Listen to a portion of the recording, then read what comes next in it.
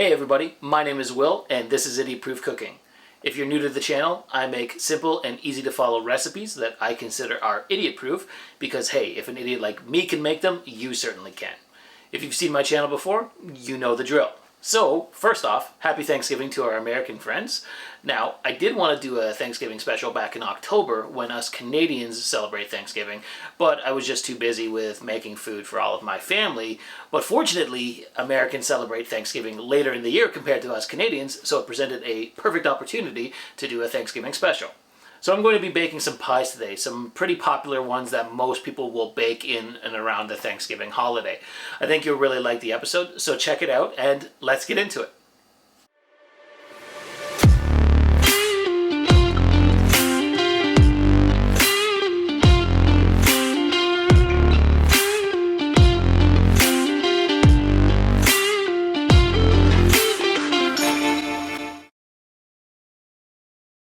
Okay, so to make these pies, we're first going to have to tackle the pie pastry. Now, I've made pie pastry a couple times on the channel now, so let's just run through this quickly. Into a large mixing bowl, add in 5½ cups of all-purpose flour, then add in a teaspoon of baking powder, 3 teaspoons of brown sugar, and give that a quick whisking to make sure it's all combined. From there, you're going to add in 1 pound of lard. I've cut mine up into cubes for easier, mixing. And then you're going to cut it in with your handled pastry blender. So just mix it all together until it's nice and cut in. Set that aside for a moment and get yourself a measuring cup. And into that measuring cup, add 1 tablespoon of white vinegar, crack in 1 large egg, and then pour in enough water to reach 3/4 of a cup on your measuring cup. From there, just mix it all together with a fork or a spoon, make sure it's all combined, and then pour it in alongside your flour and lard, and then use your handled pastry blender and mix this all together until it is all combined and there's not really any dry dough left. Once that's done, it's pretty straightforward. You just get your hands in there and you start kneading this pastry back and forth for about 5-6 minutes until it makes a nice smooth and consistent dough. I started out mixing it in the bowl just so I wouldn't make a mess, and I still made a mess anyways. So take it out of the bowl and, like I said, just knead it back and forth until you get a nice smooth dough like you can see I've done here. It's really easy to make. Now what I'm going to do is cut this into 4 pieces because I'm making 3 pies and one of them has a top crust on them. But there you go, a really simple, dare I say, idiot-proof pie pastry recipe. So let's get into making these pies, and the first one we're going to make is pumpkin pie. Now get out your large mixing bowl again and pour in a ½ can of cooked pumpkin, about 15 ounces of it. So scoop that into your mixing bowl, and then I'm going to add in a ½ cup of white granulated sugar. From there, I'm going to pour in a ½ teaspoon of kosher salt and 2 teaspoons of ground cinnamon. Then I'm going to grind in about a teaspoon of freshly ground nutmeg. Then I'm going to crack in 2 large eggs. And then I'm going to pour in a whole 12-ounce can of evaporated milk. And then from there, you'll grab your trusty whisk and whisk this all together until it's combined. Make sure you break up the egg yolks. You don't want just egg sitting in there. But look at that. Look, that looks like pumpkin pie filling. And speaking of pie, go get your pie shell. Now I rolled these out and put them in the pie tins off camera. I don't think you needed to see me stressing out and freaking out about rolling them out because it can be a little bit stressful, let me tell you. So anyways, pour the pumpkin pie filling into the pie shell, then preheat your oven to 425 degrees Fahrenheit, and you're going to bake this for 15 minutes at 425. From there, reduce the heat to 350 degrees Fahrenheit and bake for another 40 to 45 minutes. You might have to throw some tin foil on the pie crust just in case it browns up too quickly, but it should come out looking something like this. Look at that. Look at how good that looks. Now, unfortunately, we do have to let this cool down. I would say let it cool down for about 2 hours or so before you crack into it, which gives us enough time to make our next pie. So go get your mixing bowl again, and we're going to be making some pecan pie. Now I've got 2½ cups of roughly crushed pecans. I just crushed them up with my hands and pour them into your mixing bowl. Then I'm going to add in 3/4 of a cup of dark brown sugar, a teaspoon of ground cinnamon, a ½ teaspoon of kosher salt, and then a cup of dark corn syrup. This is going to be one hell of a sweet pie. But anyways, pour the corn syrup in, making sure to scrape it all out of your measuring cup. And then I'm going to add in a 1/4 cup of melted unsalted butter. From there, crack in 3 large eggs and add in about a teaspoon of vanilla paste or vanilla extract. And then you're just going to get either your whisk or your spatula and mix this all together. Again, making sure to crack those egg yolks and taking care to make sure it's mixed really well together. Look at that. There's a nice pecan pie filling. All right, then it's time to fill up the pie shell again. There you go, look at that, another pie rolled out off camera. But anyways, then just take your pecan pie filling, pour it into your pie shell, and then you're going to preheat your oven to 350 degrees Fahrenheit, and you're going to bake this pie anywhere from 45 to 60 minutes, depending on the efficiency of your oven, until it comes out nice and golden brown and the filling has like puffed up a little bit. This is what it should look like. Oh yeah, look at that. Look at how gorgeous that one is too. Oh, look at all the pecans in there. Oh my god, it looks so good. But unfortunately, like the pumpkin pie, we gotta let it cool down for a couple hours, but that'll give us enough time to make one final pie. One of my favorites, blueberry. So into your large mixing bowl, add in 6 cups of blueberries. Now I'm using frozen because they are cheaper and easier to obtain. You can use fresh blueberries if you want. Regardless, 6 cups of them. Then you're going to use the juice of half a lemon, about a tablespoon and a half. Squeeze that in over the blueberries, and then you're going to add in 3/4 of a cup of white granulated sugar and a half cup of all-purpose flour.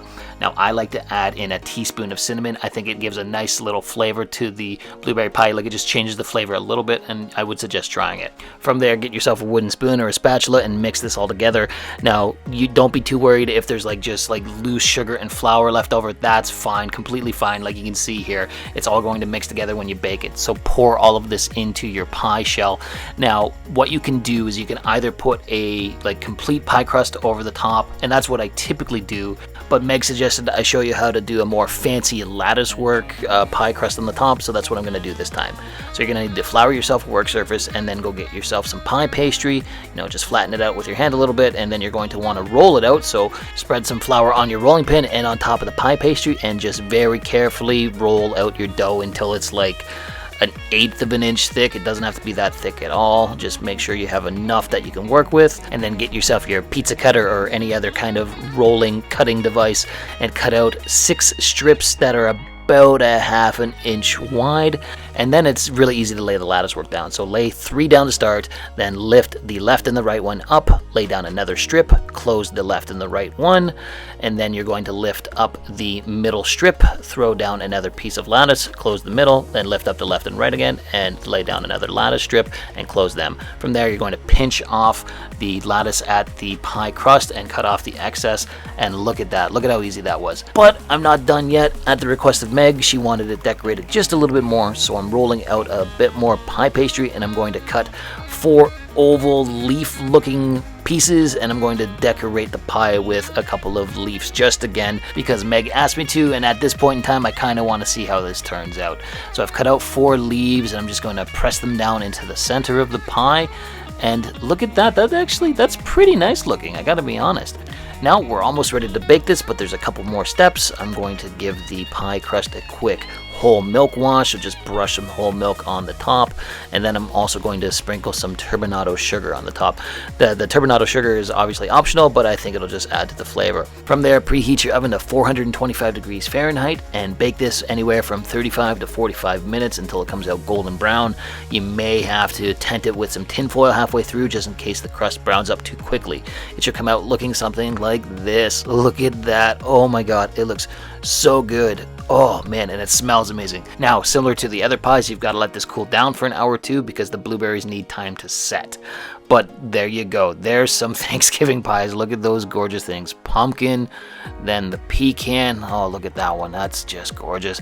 And then the blueberry. Oh man, I'm really happy with how that turned out. I went more decorative than I'm used to, but they are all really nice. So let's go in and go for some taste tests, starting off with the pumpkin pie. Let me give you a quick close-up shot here. Look at that pumpkin pie filling. It's nice and dense. And with the first taste test of this, let me tell you, it is fantastic. It is pumpkin pie after all. Like, pumpkin pie is so good. Just a classic Thanksgiving pie, and what's not to love? It's so good. So damn good. So after the pumpkin pie, let's move on to the pecan. I absolutely love pecan pie, and I'm pumped to try a piece of this. It's just nice and thick and gooey. Look at that. Oh man, it smells so good. So let's go in for a taste test here. And with the first bite, oh my god, was it ever good. It was so good. Just nice and thick and gooey and rich. Oh man, what's not to love about pecan pie? This was, oh, it's so good. Another classic Thanksgiving pie. But let's move on to the blueberry pie and a small life lesson.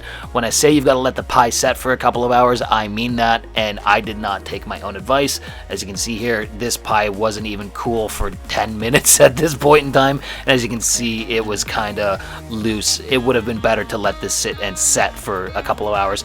But regardless, it is so damn good. Oh my god, it is so rich and flavorful and fruity, and the cinnamon gives it that nice little hint of spice in there. It is so good. All of them were awesome, but if I have to rank them, I'm going with pecan as the winner, followed by blueberry, and then pumpkin. Now, that's not to say the pumpkin wasn't good. It was amazing, but I am giving the slight edge to the pecan and the blueberry. But really, you can't go wrong with any of these pies. They were all just incredibly delicious and very easy to make. That's the best part about it. I'm really, really happy with how they turned out. All three of these are classic Thanksgiving pies. But that is the end of the episode, like always. I hope you like what you saw here today. If you did, why don't you drop me a comment, like the video, or even subscribe to the channel.